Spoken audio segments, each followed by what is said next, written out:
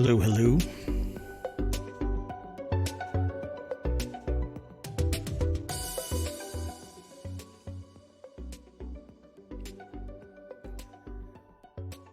Welcome to ohmTown Daily News Show.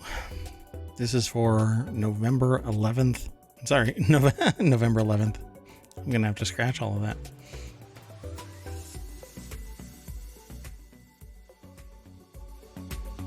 Okay, sorry about that. This is how the sausage is made. Today's ohmTown Daily News Show is for November 4th, 2022. I am Mayor Watt. Let's get into the show. So, I'm not doing any intro anymore. I am basically just getting into the show, and then it'll get ported over to YouTube and to the podcast later tonight.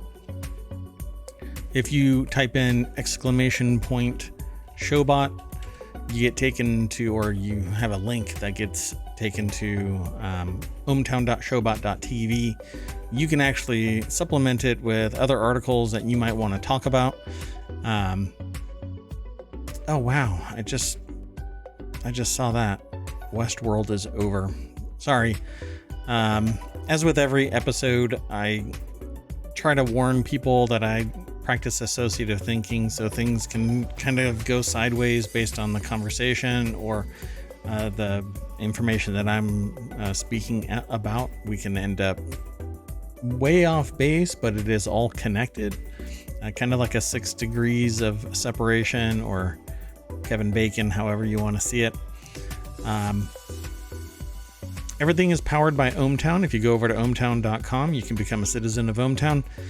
All of the news gets funneled into 6 main categories: create, news, education, entertainment, social, and technology, and then 50 channels that I hope to bring to Twitch and YouTube. Many of the channels are already created over at ohmTown, at YouTube, but the way that they handle things, so to speak, things will just naturally combine into ohmTown on YouTube, as well as on Twitch, as well as the podcast. That said, let's get into today's news.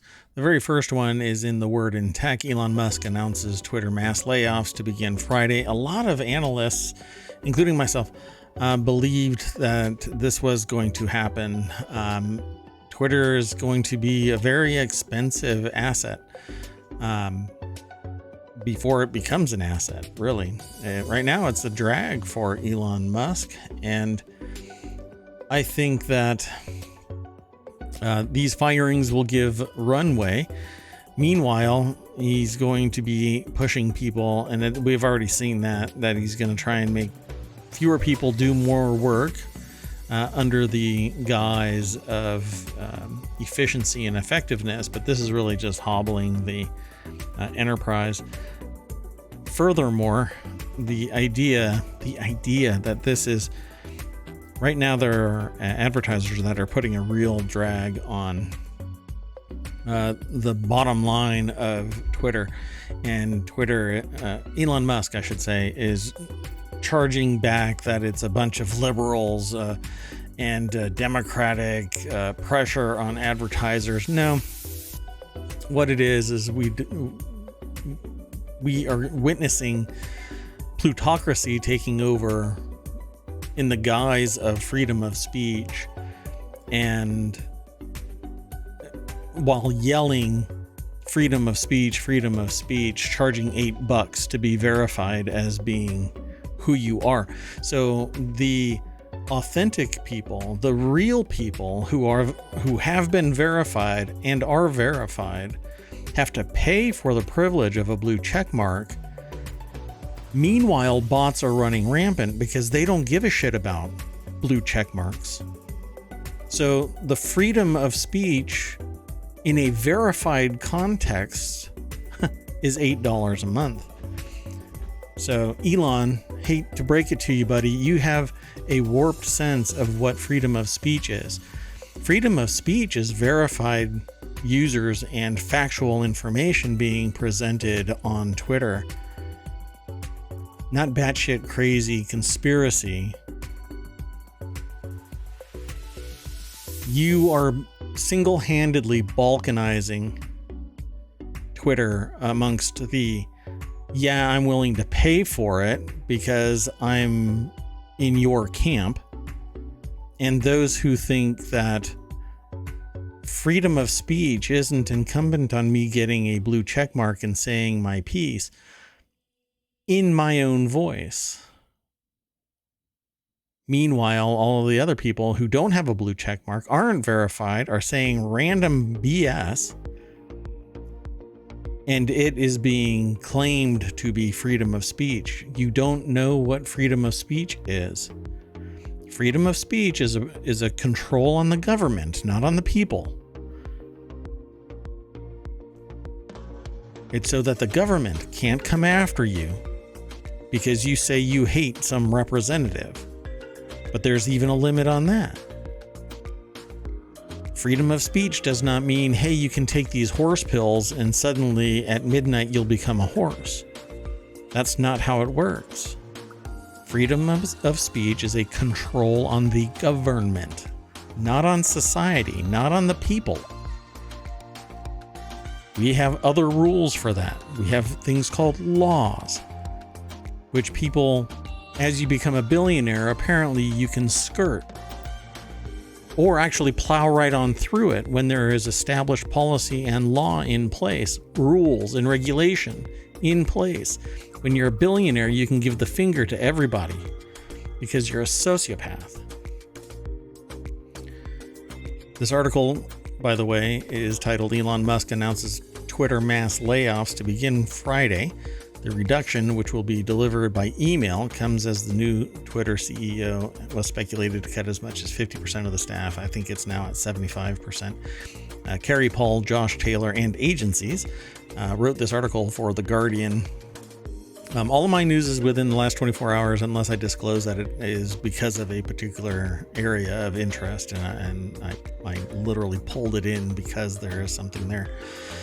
In an effort to place Twitter on a healthy path, we will go through the difficult process of reducing our global workforce on Friday, said the email. The New York Times and Washington Post both reported on the layoffs and cited an internal email. And there's the email. If you're in the podcast, you can follow the link that's in the show notes. And you can go to Showbot. Again, it's ohmTown.showbot.tv to get all of them all at once, all of the URLs that relate to articles that we're talking about. So all employees will receive an email on Friday, the notice said, and those who will keep their jobs will get an email to their work account. Those being laid off will receive a notification to their personal mail. Wonderful. Employees were reminded to not to disclose confidential company information on social media or with the press. Yeah, what you call confidential information is information, folks. Where are you going to come at me if I disclose something? The layoffs come as Musk was speculated to cut as much as 50% of Twitter's workforce. Yeah, because he's got nearly $1 billion in monthly payment or annual payments that he's going to have to deliver to recover the debt burden.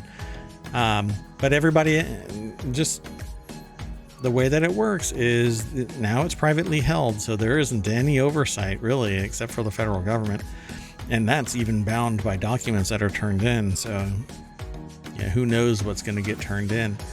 But the debt holders, the stakeholders, the ones that remain as holding stock,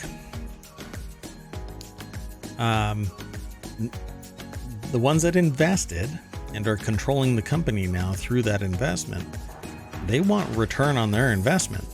It's not just sitting there for the kindness of their goodwill, and the previous debt holders, they want to get compensated. They weren't paid for in stock, so they didn't get any of the money of the $44 billion. If they were paid in stock, then they got compensated, and the stock got recovered, right? So the people who are now investing in the ownership of Twitter, they're saying, give me money. And to do that as fast as possible, you have to extend the runway, terminate the people. When you say it like that, it sounds really bad, but fire a bunch of people. That is exactly what happens when you don't meet your required internal return. You're going to have to sit there and start firing people because your runway is set for X amount of years. And if you don't see it happening, then the most expensive asset is people. Pretty much. Well, at any rate, more information will come from this, but I see it the way other people see it is Twitter's got a 5-year time frame where it's probably going to get, it's going to re-release its shares and people are going to buy back into it and the money's going to be recovered. And if it is still alive, it will be priced at the exact same price it is now. And wait, strike that. I should say it will be priced at what it is valued at in 5 years. And that means I'm predicting $25 a share because the value is gone. It's now being led by somebody that's going to end up hindering the business in the guise of promoting freedom of speech, but trying to turn it into I don't know what to call it. You know, you're not going to change the culture of Twitter by saying that people have to pay $8 for a blue tick. You're not going to stop the bots. And you should be able to stop the bots when there are 5,000 tweets being done, you know, in a month. That's a little bit above what a normal human would do. So why not put in a check? Is this a human? I would say arbitrarily, I shouldn't say arbitrarily. I would say when you suspect a bot, then lock the account and make them prove to a human being that they are a human being, and then have a PII field that says this person was actually verified as a human being. And when 5,000 posts come in a month or something, you just lock the account and say it's impossible for a human being to do that. You would have to programmatically do it and make sure the terms of service say that you can't use anything programmatic and throttle this amount and et cetera, et cetera. Put in rules. You know, I mean, it's not that hard. But security of the enterprise is the antithesis of engagement in the enterprise. The more resistance, the more friction you put into the enterprise, the less a consumer wants to engage in it. Been there. Absolutely, I've been there. Well, the next article. This music might be too loud for you. The next article is in the Stock Marketeers channel, the Fed. It says here, the U.S. jobs market is too strong, the Fed says, so expect rising unemployment. Not quite sure what this means, right? When you read that, what the hell does that mean? The jobs market is too strong, so expect rising unemployment? Fed worries tight labor market and rising wages will keep inflation high. There are 10.7 million job openings, I think it was, right? I'm not even sure.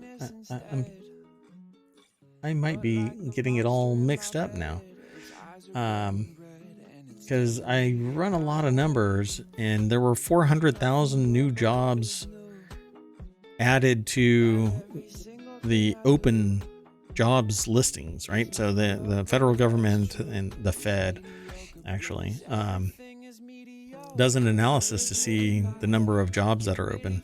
And between last month in October, 400,000 new jobs were listed as open. So businesses seem to be doing pretty good, but people aren't joining the workforce because why? The salary is too weak. And while you can look at it and go, well, the salary has increased something like 8% in the last 2 months, I think it was. You know what? Let's scroll down this list because it has a bunch of data in it. I've already seen this the data related to this article, but not this article. It says the October employment report on Friday morning didn't provide much comfort to Powell and other senior Fed officials. The economy added a higher than expected 261,000 new jobs, and it's because people are starving. They need a job. 400,000 new openings were created, though, were offered. So just over half of the number of jobs that were listed, just added, were filled. But what were the average salaries of these people? So now I've got to do some due diligence in this, because I did, but now I don't recall what it is. Well, anyway, it says, although it was the smallest increase since the end of 2020, jobs gains last month were still strong from the historical standpoint. The U.S. added an average 200,000 jobs a month from 2015 to 2019, for instance. Well, it might be because the jobs salary are increasing because people are getting pissed off and starting to say, well, I'm not gonna do this gig unless it's, making me some money, for crying out loud, and now I have to drive again. You're out of your mind if you're going to pay me minimum wage. The cost of living has climbed 8.2% over the past year versus less than 2% annually before the pandemic. I think the real cost of living is more around 11%. And it says, yet if workers come to expect bigger and bigger raises, Fed officials worry that wage price spiral could develop and embed high inflation in the economy. Kind of like grade inflation. It used to be that if you did the work and turned it in and it met the average amount of work that somebody submitted, then it was a C. Nowadays, you do the work, you get full points. You end up with an A. And that is lacking in academic integrity across the board in the real world. If all you do is mediocre average work, then it's a mediocre or average grade. You get a D or a C. But not today. You do the work. Hell, in some places you put your name on a piece of paper and you get a C. Well, this is pretty much the same thing. If all you do is pay a wage that is sub 8.2%, you're going to get people that go, no, I'm not going to do the work. There's a resistance point. You get what you pay for, basically. So you're going to have to pay more to expect people to perform.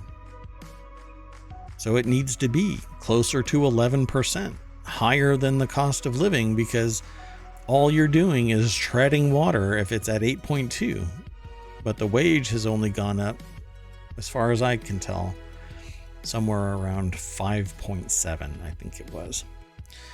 The lowest unemployment rate since 1969. That's because people are bowing out, not because they're fully employed. We don't have a high employment. We have a high employment rate, but it's because people are just bowing out and not looking for a job. The lowest unemployment rate since 1969, for its part, underscores just how tight the labor market is. The Fed predicts it will rise to 4.6 by next year as its interest rate rises slow the economy. So basically, by raising the interest rate, they're putting the brakes on business. Here's the problem there, though. Just like everything else, they're apparently not giving one rat's ass about the disparity between the CEO position and the everyday boots on the ground, cog in the wheel, you and me kind of existence. Why? Well, let's just see here. Between 1978 and today, well, let's say 2021, the average CEO pay has grown 1,350%, 1,350%. To be precise, 1,322%. But I like to round up a little bit. Not, I could have raised it to 1,400 for crying out loud. But anyway, so it's 1,322% growth for CEO pay since 1978. For the everyday worker, it's only doubled since 1978. Well, in 1978, the average house was about $6,500. Now it's $650,000. It's $65,000 in 1978 or so. Might be 1975. But now it's $650,000, right? So, I mean, it literally just add a zero. I can pull the real numbers. I'm not necessarily making it up, but I'll do that.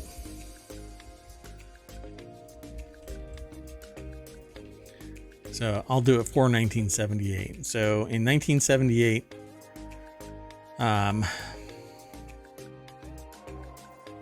let's see, $50,000. I'll say it's right in the middle, and I'm rounding up. And now and I'll do it for 2020, so we have parity of numbers. So in 2020, it was $392,000. And in 1978, it was $55,000. But the average salary in 1978 was $15,000. And now and I'll just use 2020 numbers again. In 2020, it's $61,000. Okay. So, and that's not even true for men and women. Women only had $51,000, $10,000 less in 2020. So you can imagine the inability to get a job or to get a house nowadays, compared to back then. And this is when we were coming up in late 1970s, the oil embargo, which actually drove a lot of inflation up even higher. So in 1975, all of those numbers were even lower, dramatically lower. At any rate, my point for all of this is that the average salary for the working class has not moved at the same speed as the CEOs. And that has been proven by articles and researchers showing that the moment that business school basically let loose herds and herds of business-centric people following a mantra that the only thing that matters is generation of revenue, they suppressed the wages of the workers and gave more to the stockholders and the C-suite. Now, people are pushing back. But now we have plutocrats. We have rich people that are emboldened by social processes, pitting people in the working class, fighting against each other, trying to grab the brass ring. You will not be a billionaire, not unless you grab onto nepotistic brass rings and good old boy club. But as I've heard several times in my career, I'll win the race. That's what people say to me. I think I can win this race. I'm playing the game. I can win the race. No, you can't. You're going to met out some just little bit, a bite at the pie. You're going to get a tiny little piece of crust, completely eclipsed by people who are making more money than you'll ever make in a lifetime, with nothing more than the interest that they've made off of the billions they have invested in various places, all because they've had billions and through nepotistic processes been able to capitalize it more. Let's move on to the next article. This one was really interesting. In the Order of the Grape. So I have a channel that's all about wine. It's in the process of being developed. If you're passionate about wine, get in touch with me. Maybe you can host and co-host it. But a wine theft at a Michelin-starred restaurant in Madrid results in nearly $200,000 loss. A rare collection of 132 bottles were taken from a restaurant's total inventory of 3,000 bottles, according to El País. I'm probably not pronouncing that correctly. País. Individuals allegedly accessed the restaurant cellars through a closed pharmacy next door to the restaurant. The individuals exited the pharmacy through a window, then entered Coke by breaking a restaurant window to open a back door. Wow. Initial reports estimated the item stolen at $146,000, but it's believed to be $200,000. This is over at vinepair.com by Nicolette Baker. Did I say what the other articles were written by, or who they were written by, I should say? I did not. Let me back up a little bit. So the Market Watch article about the U.S. jobs market was written by Jeffrey Bartash. I did say the one from The Guardian, but this one over at VinePair is by Nicolette Baker. Yeah, it's in a section called Booze News. Thought that was interesting. So somebody had to have known about these bottles. You don't just figure out, oh, look, after you break in, let's take these 132 bottles. They spent a considerable amount of time. I mean, this is Ocean's 11 style break-in. Anyway, the restaurant holds a 2 Michelin star rating and is noted to have a particularly interesting wine list by the organization. By the way, Michelin stars, if you've never heard about the history of Michelin stars, it was entirely about Michelin tires trying to create an air of exclusivity by assigning Michelin stars to various restaurants, and it became more and more exclusive. And so now 1 Michelin star lands you just a metric ton of business, and 2 sets you out far and away above the 1s, and I think the max you can get, I think, is 3.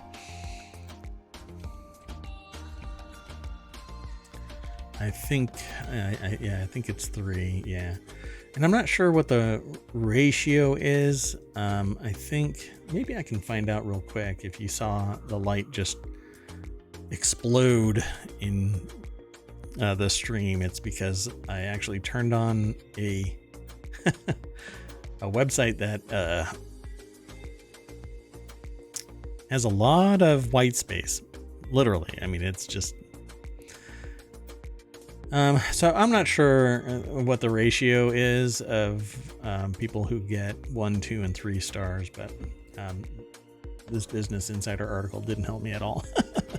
At any rate, let's move on. The next article is in the continuity report. WandaVision spinoff Agatha, Coven of Chaos, casts Ali Ahn and Maria Dizia. I absolutely love the idea of Agatha coming into existence for a longer stay than just a flash into WandaVision. This article is over at Variety by Variety.com by Joe Otterson.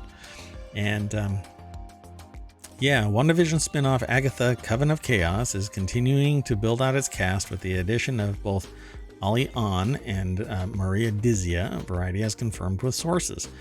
The 2 are the latest cast members of the Marvel Studios series for Disney Plus, joining the series lead Catherine Hahn, as well as Joe Locke and Aubrey Plaza and Emma Caulfield Ford.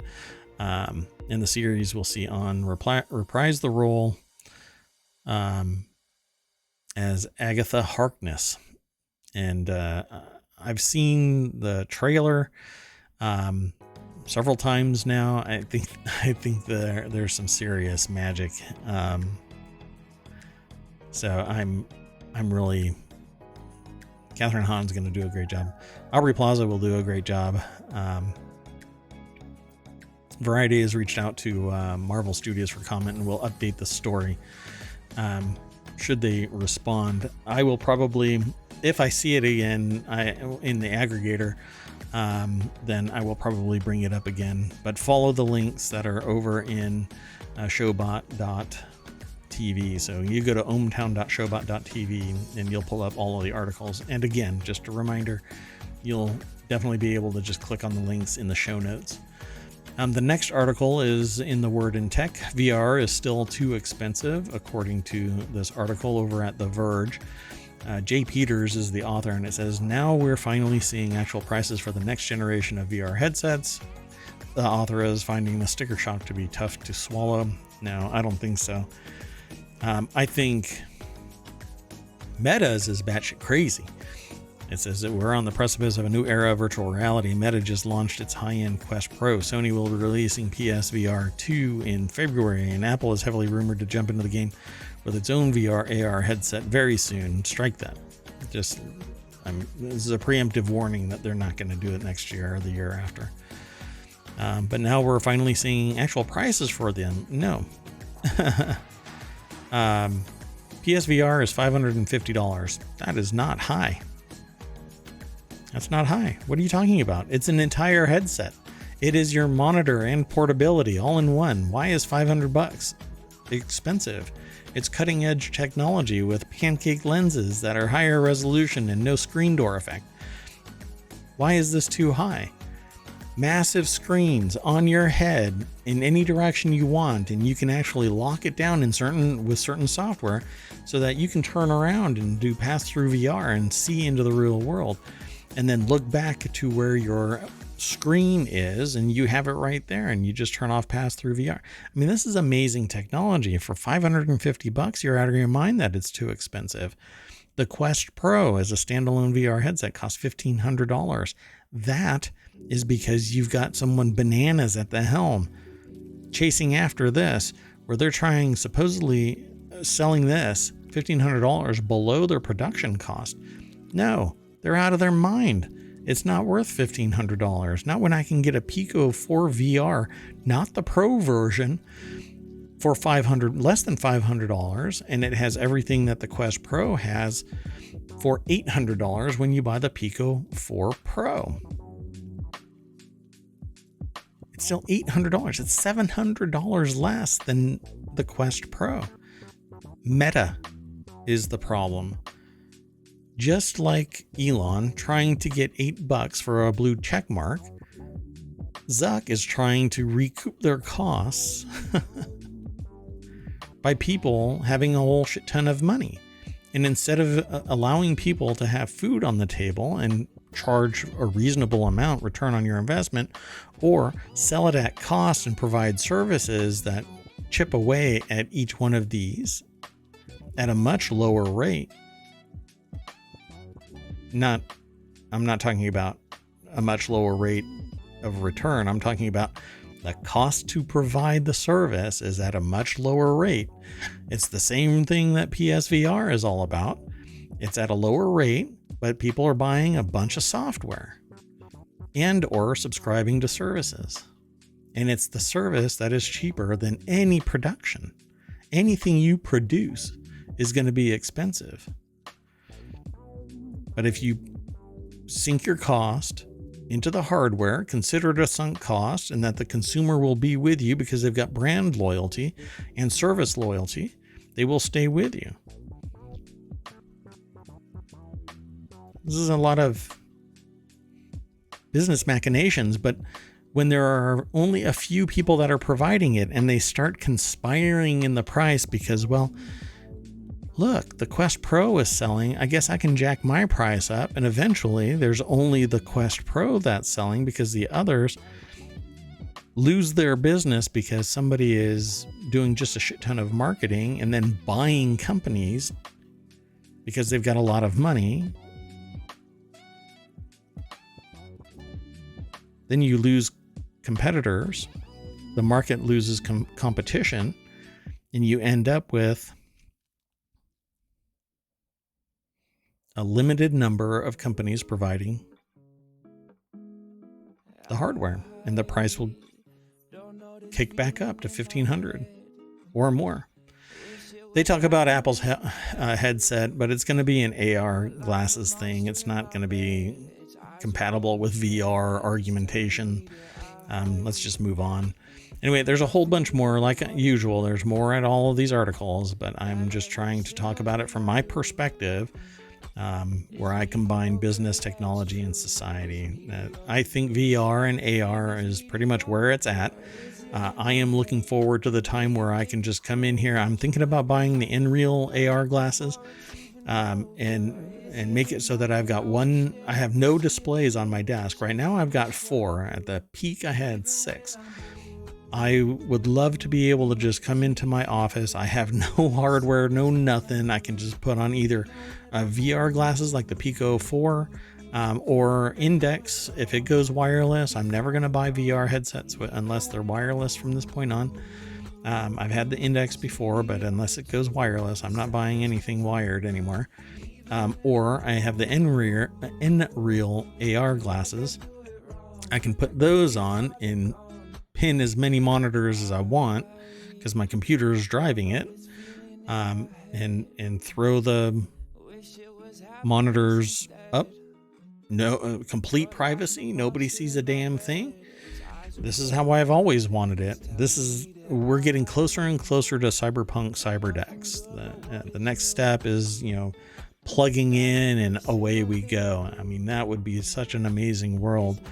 Unfortunately, some sociopath billionaire is probably going to be the one that does it, and then tapping into every thought I ever have.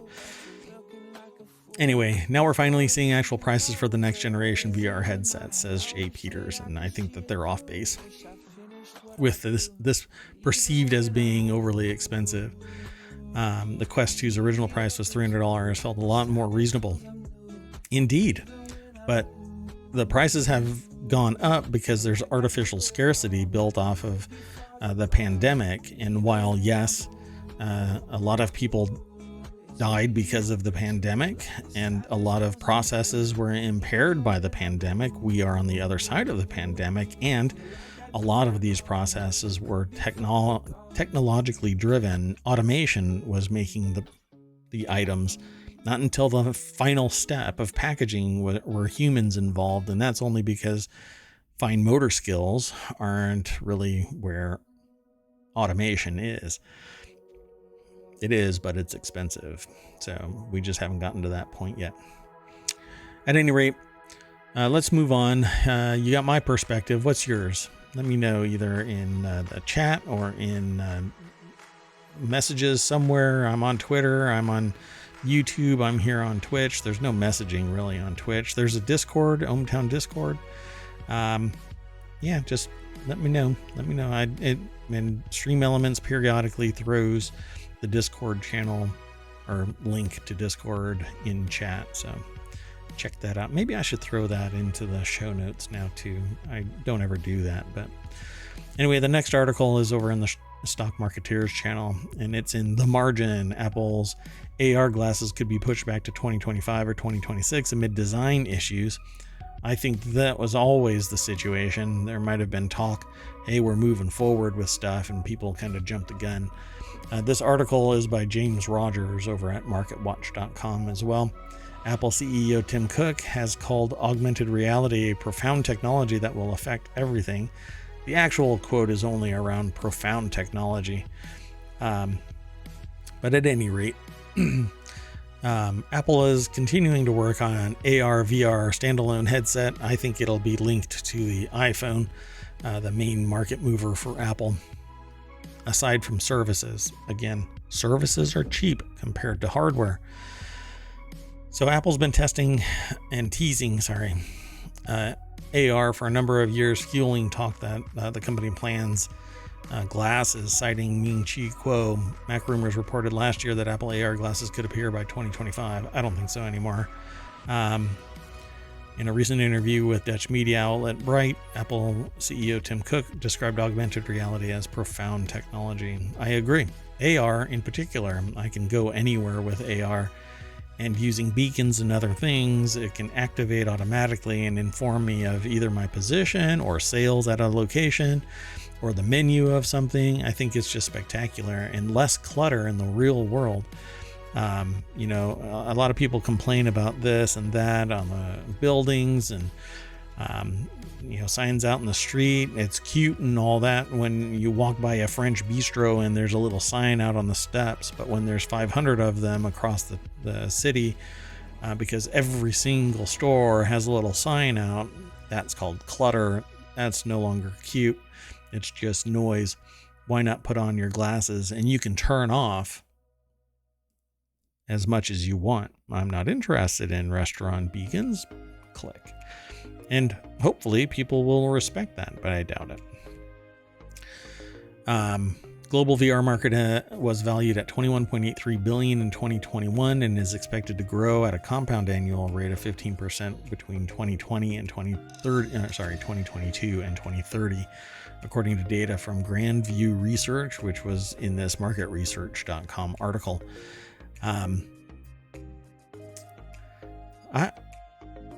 I am sure that it will keep on growing.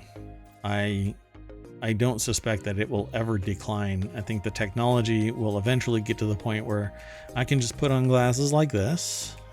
The in-real glasses are getting really close, but they're quite bulky on the front portion of them because it's an actual lens, and then behind that lens is OLED displays that you can actually see through, which you can actually do with any monitor, really. You can pull the back off of a LED screen, and it actually becomes transparent. It's one of the things that iBuyPower has an entire case for. They've got a panel that clamps onto your computer, and it actually, you can look right through it, but it actually is a dynamic display. It's pretty neat. At any rate, Apple AR glasses could be pushed back to 2025 or 2026 amid design issues, says analyst. And I don't really care who the analyst is. The next article is Atomic Heart launching in February. This is actually a game over at rpgamer.com. Alex Fuller is the author. And Focus Entertainment and Mundfish announced that the action RPG Atomic Heart will be released on February 21st, 2023. The game will be available for PC, PlayStation 4, 5, Xbox One, Series X and S. It is available for pre-order now, and with the digital gold edition and premium edition, including access to the Atomic Pass. All of that I don't know, but I've seen this trailer already. It's only a minute and 22 seconds, so I can play it.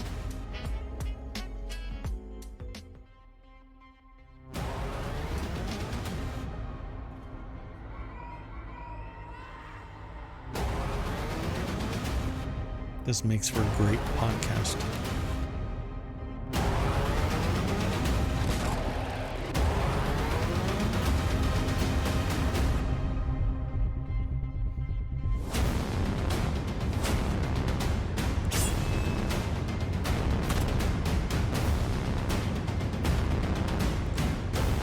So this is a first-person shooter.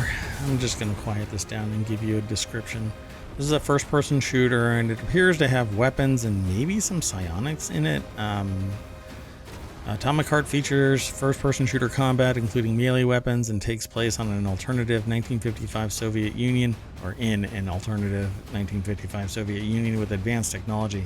Players control a KGB agent known as P3, who is sent to investigate a facility that has gone silent.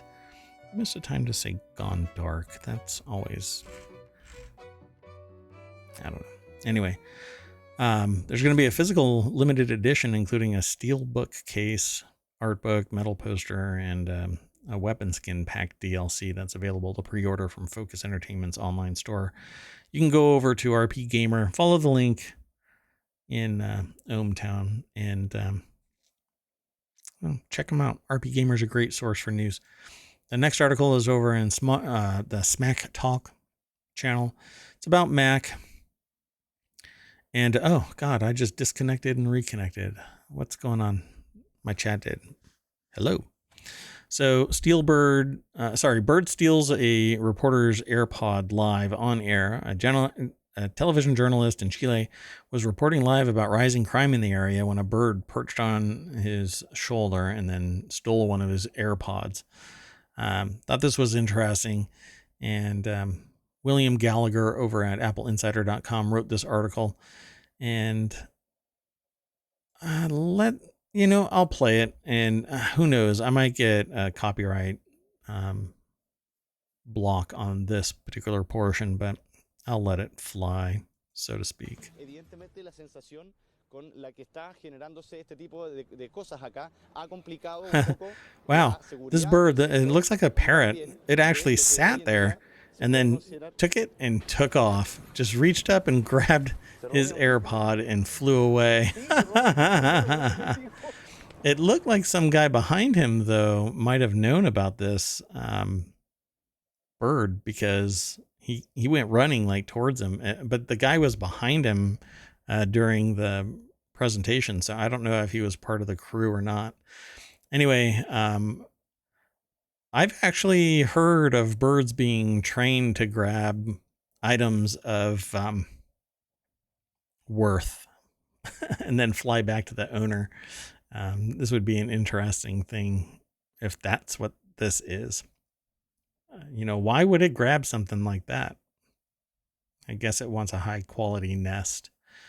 Anyway, the next article is over on the Hatch Ideas channel. There's a major shift underway in manufacturing for U.S. companies. Manufacturing is coming back to the U.S. for good, according to new data from SAP.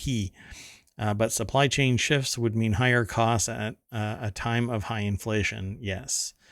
I have been calling for this for close to 20 years now. I've referred to it in the past as repatriasourcing, kind of repatriating this, that, or the other, right? You can actually repatriate something, bring it back to the country of origin. It doesn't necessarily have to be the United States to repatriate something. But anyway, this article is over at CNBC by Frank Holland.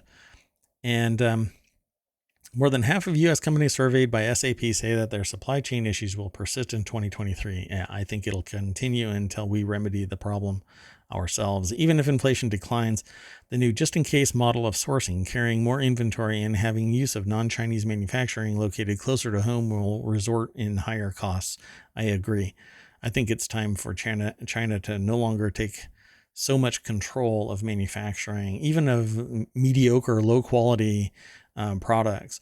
And we can still address the environmental concerns.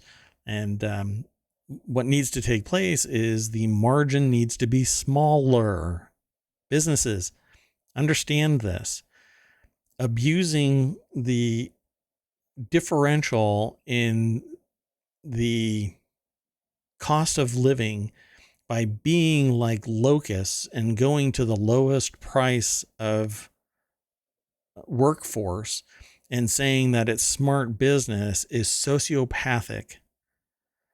All you're doing is taking advantage of people who haven't been able to develop across the board their own economy to the level that the United States and other countries have. And take away the wage and it's slavery. Give them a little bit of wage amounting to a couple of dollars a year or even $10,000 a year. We've outlawed slavery. Giving somebody a little modicum of money does not mean that slavery doesn't exist. It's not enough to subsist off of as an ongoing concern. And in that foreign country, it's just enough to get by. Now, have a lot of people gotten out of subsistence living? Yeah, sure. Are they no longer considered poor? Maybe. But it was a target-rich environment in China. So a lot of people got out of being poor. But it's because there's billions of people. But it's exploitive at the level of compensation. Would you be able to charge the same rate in the United States as you're charging in those other countries. Oh, well, it's in their other country, so it's okay. No, in all other cases, no. You are bound, you should be bound by the rules of the United States. That's not how it works in business. In business, it's okay, you know, but we have a criminal version of exactly what I'm saying. You go into a foreign country and you have medically prescribed marijuana, you're still bound by their rules. So you come back to the United States with something from that country, whatever it might be, and it's illegal in the United States, you're bound by our rules and their rules. You should not violate either of them. You see how the give and take goes? But in business, it's okay because you're giving them an opportunity to build something on your behalf. Do I think that it's going to be more expensive to do something here in the States? Absolutely. Absolutely. But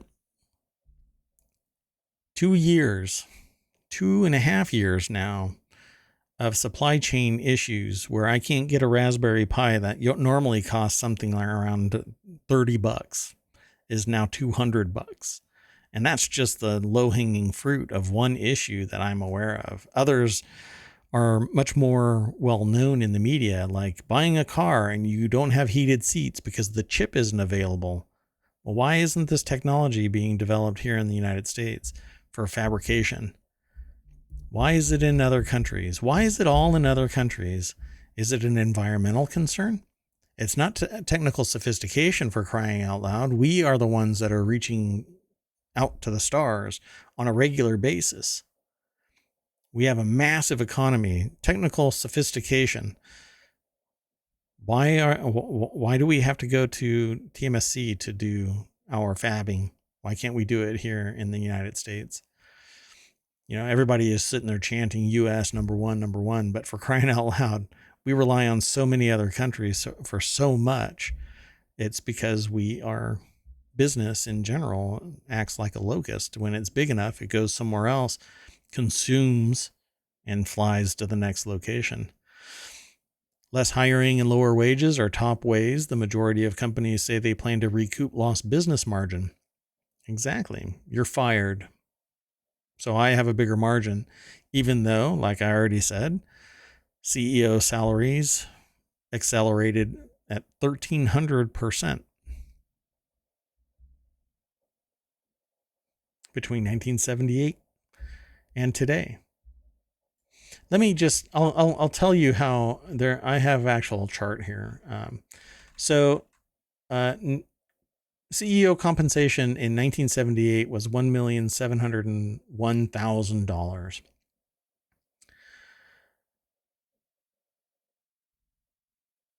Between 1978 and 2020, CEO pay accelerated by 1,322.2%. So realized 2020 salary was $24 million. Yeah. Meanwhile, 69,000, 65,000 for the regular average salary worker. Yeah. At any rate, so what you're going to end up with is companies are going to start manufacturing here in the States. They're going to hire less people and they're going to automate. That automation is going to lead to greater margins because it's basically, once it's a sunk cost and everybody amortizes over the period of time that they so choose, pretty much, they will be able to manufacture, and humans will be that last stop where you're basically moving stuff that requires fine motor skills. I've been warning people about this who talk about, because I talk about technology to businesses and to people. And what I say to people is, if I can take what you do and turn it into a series of steps and get the same output on the other side, I can automate your job and you're out of a job.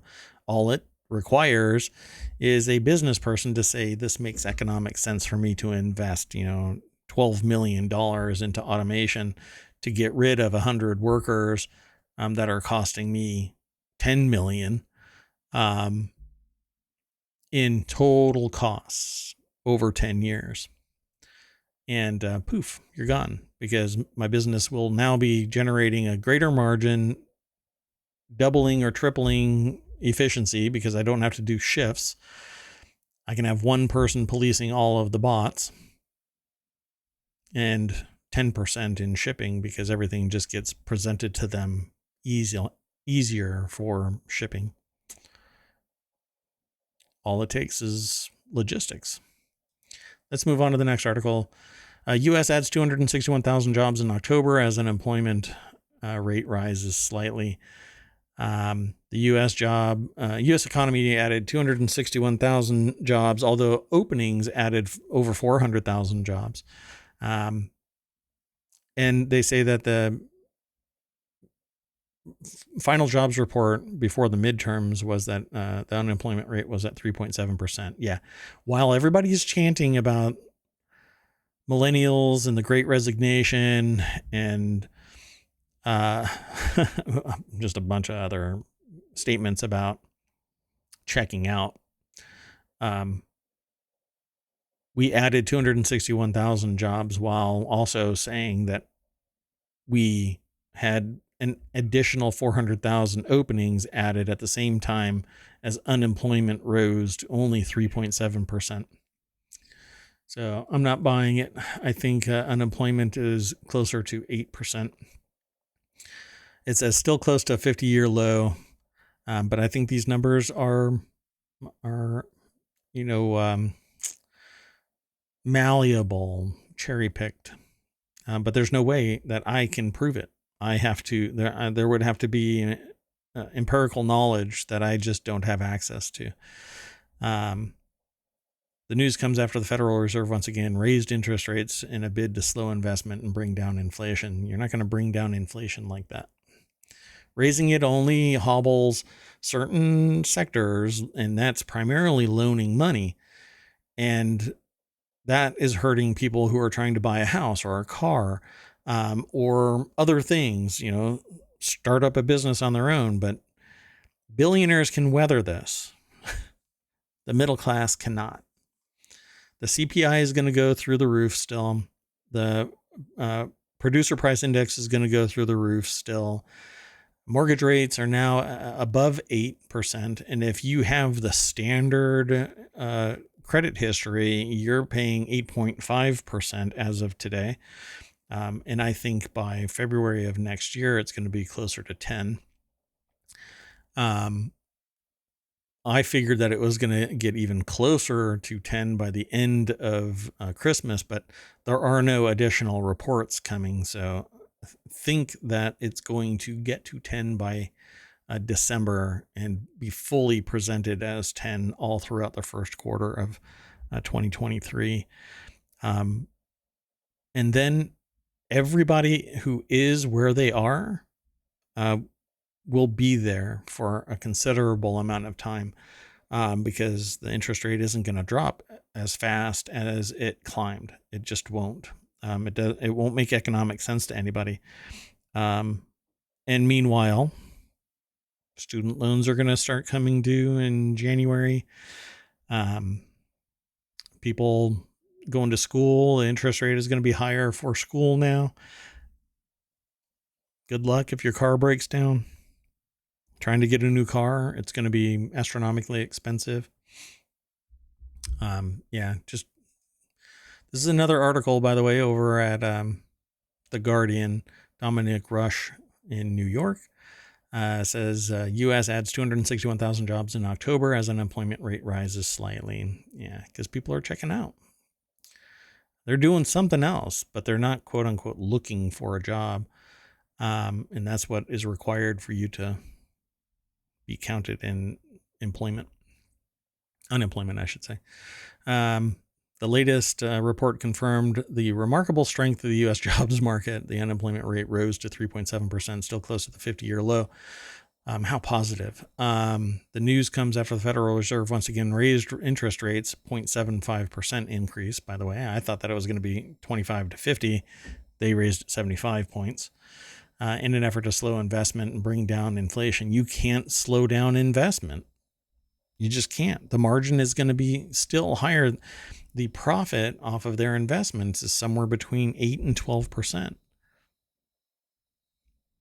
So far, the Fed's actions, the most drastic since the 1980s, seems to have had little impact on the U.S.'s white-hot jobs market. Bullshit. The monthly job gross has averaged 407 thus far in 2022 compared to 562,000 in 2021. That's because the job market collapsed from 2019 to 2020. All of 2020. Now 2021, it started picking itself out of the gutter. And now 2022, it's picking itself out of the gutter a little bit more. This week, the Bureau of Labor Statistics reported that there were 10.7 million job openings. It says close to 2 jobs for every person looking for work, and up from 10.3 million. So that belies the number. 400,000 over, actually. It's not just 10.7, over 400,000 jobs, open jobs were added to the listings. So you can't complain that there are no jobs, right? Right? Well, what is the value of those jobs? Are they minimum wage jobs? Minimum wage is still pretty low, and it's far outstripped by inflation.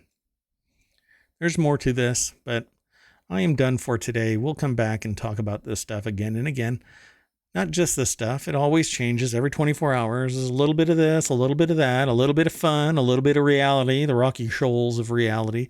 And we ride that tide, and we have fun when we can, and we have reality when, it needs to slap us in the face. So with that in mind, this has been the ohmTown Daily News Show for November 4th, 2022.